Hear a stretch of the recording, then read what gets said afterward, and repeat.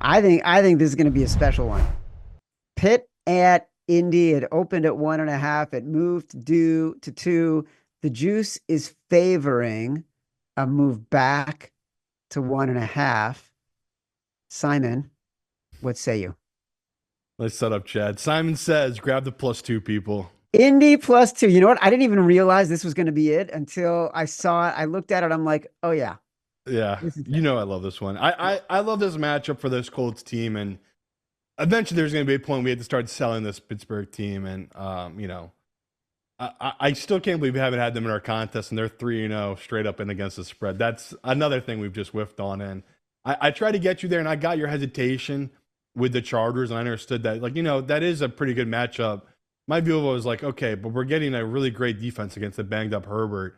And, for a quarter there, I was like, shit, Chad was right. Like, that Chargers team, they came out to play. And then as the game went along, you just saw this Pittsburgh team, once they get a lead on you, that's when they dominate. Like, that's when this defense can get the pass rushers running. And I just look at this Colts team that they have the guys up front that are going to give Pittsburgh a problem this season, right? They have the right offensive line.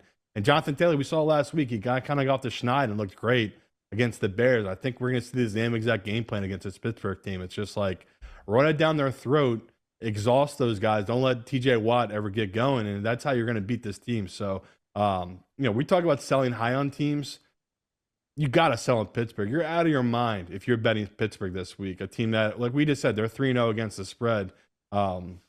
Not only is it a great match for the Colts, but this is just like last week, right? Where, there was a couple of sides we were just like, you got to fade the public here. And if you've just been fading the public blindly this year, you were up a ton of money. This falls right into that category of, in the Action app right now, 90% of the bets, 85% of the money is on Pittsburgh. And it's just like, how stupid can you be? Like to go heavy on a road favorite here in Pittsburgh and Tomlin. It's like, this is always when they have those letdown games. So I'm going to take the +2, like you just said. It looks like it's going to move back down to 1.5. We talk all the time how key of a number +2 is. So I'm going to grab it now before it does move. Yeah, definitely grab the 2. I grabbed it right before we came on the air, actually. And you talk about fading the public.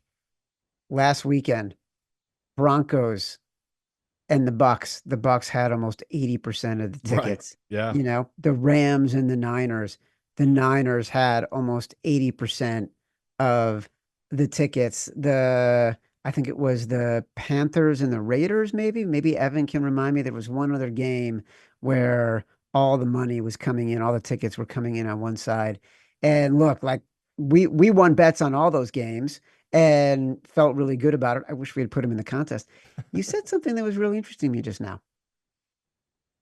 On Sunday, you were watching the Steelers Chargers, and the Chargers were playing well, and it looked like it was gonna, they were gonna keep it close or maybe even win. And you're like, God damn it, Chad was right. I like the idea that you were thinking about me on Sunday afternoon. Well, just because we didn't put in contests now, it was just like, he was right about Pittsburgh. And maybe I am overhyping them too much, but no, it came back around. That defense, man, on Pittsburgh, unbelievable. I just like the fact you were thinking about me on Sunday afternoon. That's really all I was thinking about. There you go. This year the public is 17-30-1 against the spread, second worst the past 20 years. And by the way, don't forget, last year the public actually won against the spread for the first time in 20 years. So we are seeing some serious regression. We talk about all this on Convince Me Sunday mornings, 11 a.m. Eastern, Action Network YouTube, and in the Action Network app. Okay.